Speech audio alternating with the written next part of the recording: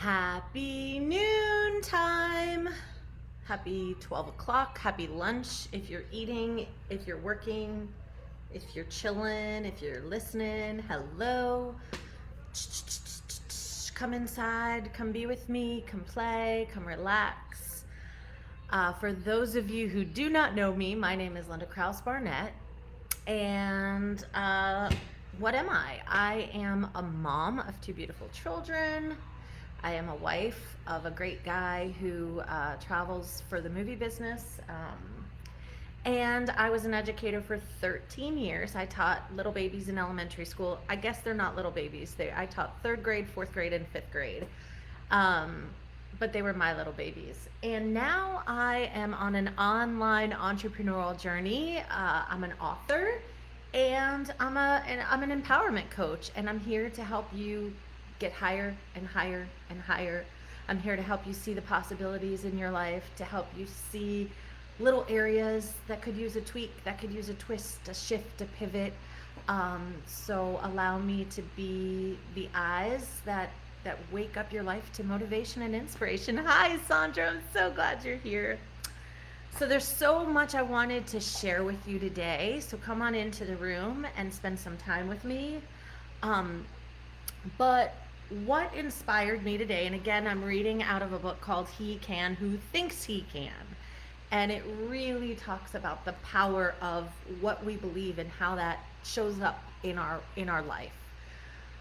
And it's just beautifully written. There are so many nuggets. And today what I wanted to talk about is we spend so much time cultivating our mind, cultivating the environment of our brain, how to shift our mindset, how to shift our beliefs.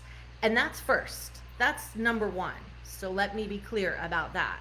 Start there. Always start there.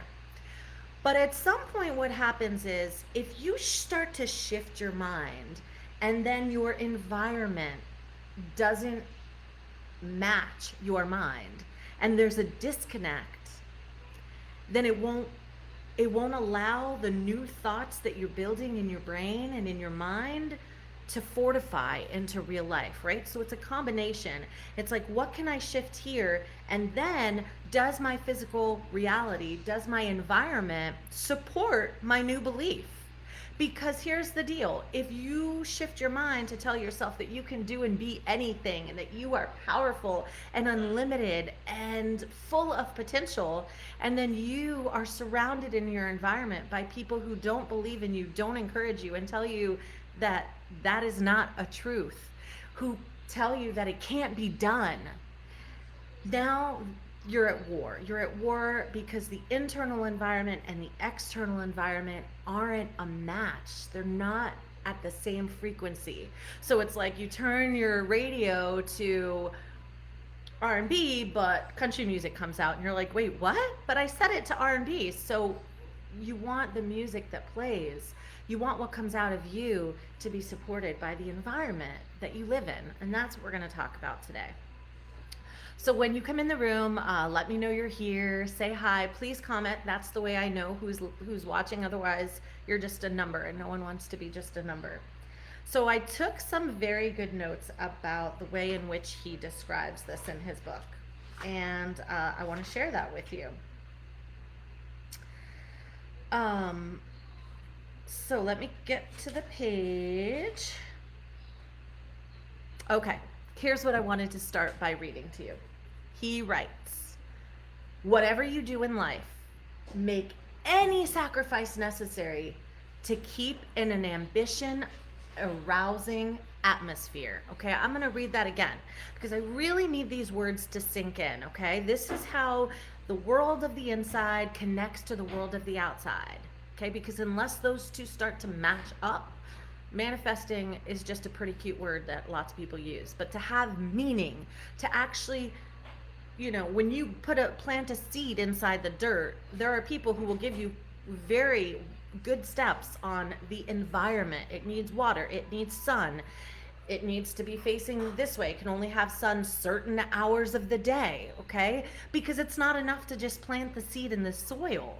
You then have to create an environment for success in order for the plant to grow. And that is what we are. We are growing beings. And so, yes, it's important to plant the seeds inside our mind, but now we're talking about the environment, the nourishment that comes from the outside world that's going to help to grow that seed and make that acorn turn into a big oak tree. So I'm going to start again with that sentence. Whatever you do in life, make any sacrifice necessary to keep in an ambition arousing atmosphere, an environment that will stimulate you to self-development. Keep close to people who understand you, who believe in you, who will help you to discover yourself and encourage you to make the most of yourself.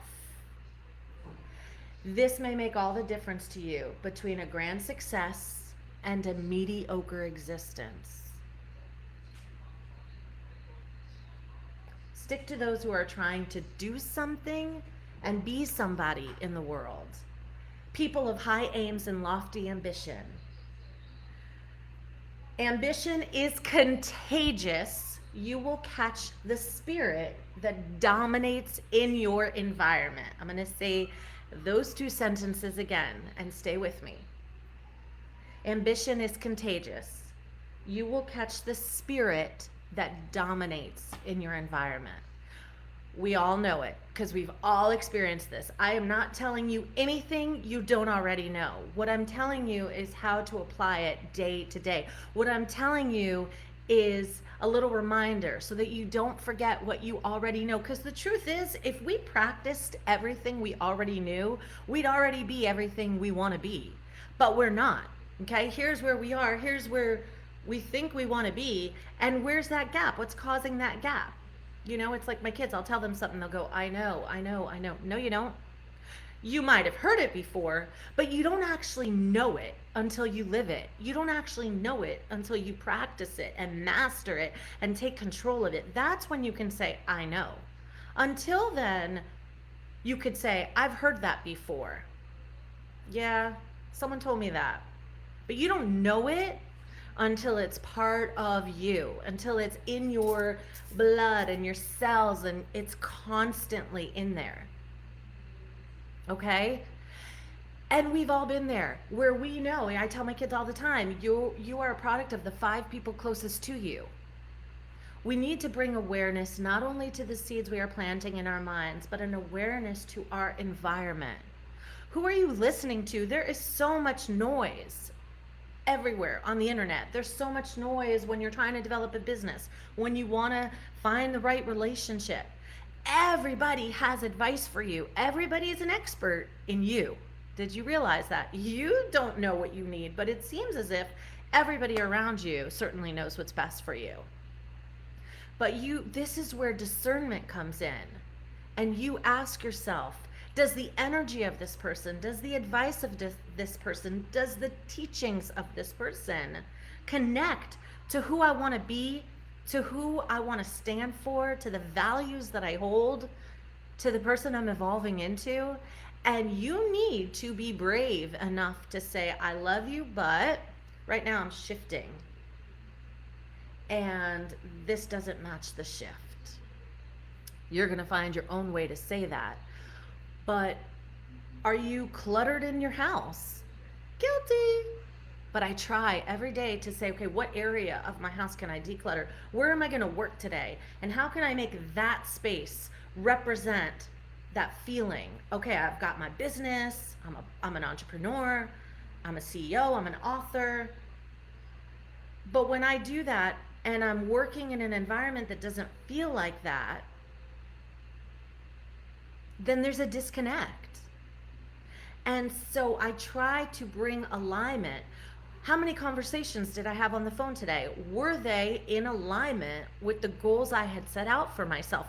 Did the conversations I have, and I'm not saying you can't have conversations about Netflix shows you're watching. Of course you can. That's social, right? But what I'm saying is if most of your day did not consistently match this version of you that you are stepping into, then you need to ask yourself where you can shift it. Okay, I love that. You will catch the spirit that dominates in your environment.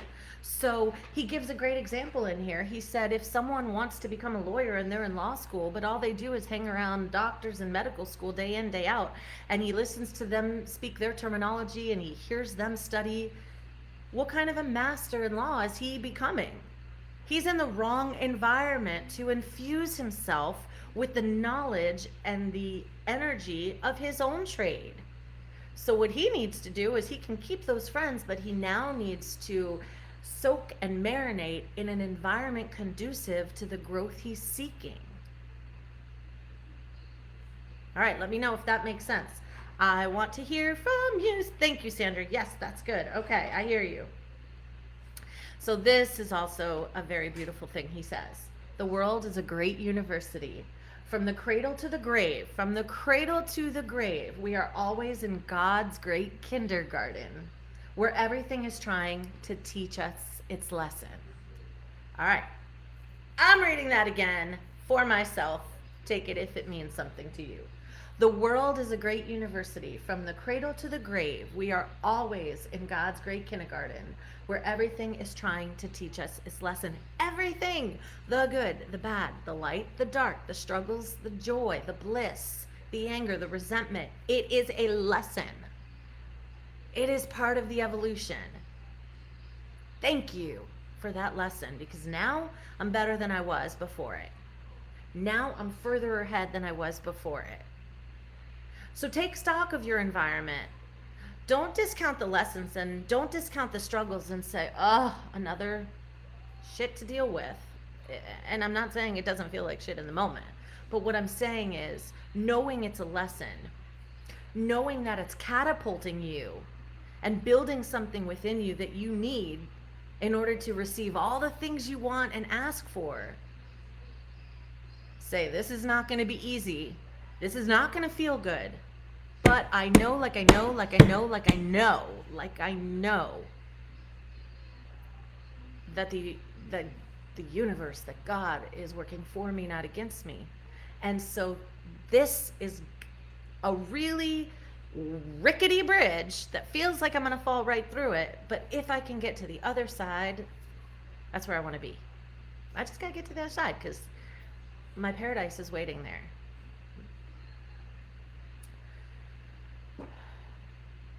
Okay, so he wrote, some people are always at school, always storing up precious bits of knowledge. Everything has a lesson for them. It depends upon the eye that can see and the mind that can appropriate. See what others can't, hear what others can't, go where others don't, do what others won't. The great people in history did that. They showed that greatness came from doing the uncomfortable and from doing things that other people just weren't willing to do, from breaking out of a comfort zone that other people weren't willing to break free from. Okay? Let me know you're here. Let me know you care. Now, once you create all the variables, so mindset, self-love, affirmations, right? You're doing the work up here. You're resetting, you're unlearning everything that you've been conditioned and taught. I've been taught that. Don't believe it anymore. I've been shown this. Nope, not real, not true. And once you are left with what belongs to you, once you are left with what you want to claim in your mind, once you are left with the beliefs that serve you, then you drop down into the environment and you say, okay, do the friends I have, do the loves that I have, does this relationship with a man or a woman, does the job that I have, does the way in which I show up to my job, does it reflect these new beliefs in my mind? Does it reflect the me I dream to be? Okay? So we go from mind to environment. We will next step into action and what that looks like. That's not easy for me. But I wanted to share one more thing with you. I wrote this book called Reboot Your Life, Bring Back Your Spark. And I wanted to share an awareness in my book when I realized that I had done a lot of work in my brain and in my mind to shift what I was feeling, to shift out of feeling stuck and to shift out of feeling locked into a life that didn't seem to fit me anymore. It's like when you squeeze your shoe into a shoe, when you squeeze your foot into a shoe that's too small and you're like, ah, and it hurts every second and all you want to do is take it off. It's kind of what my life felt like. And as I began to realize that I could try on other shoes, and as I began to realize that this shoe was not a part of me, I could let it go, and I could, get something that felt good to me and that fit me. I then realized that I needed to shift my environment, just like the book says. And so I found a little passage in my book that I wanted to share with you when I began to realize how important my environment, not just what's going on when I close my eyes, but the outside part of me, how important it was to align to that. And so I wrote, it feels so good to start loving myself more, and I wanted to keep looking for places where I might have missed signs of love. I was ready to start changing things. I started looking for love in all areas of my environment. I began by making better food choices with the meals that I was cooking. I was choosing to wear bright colors that made me feel happy. I rearranged the furniture in my living room to feel less stagnant. Little by little, these changes were bringing a smile to my face and causing me to change my perspective on the day-to-day monotony.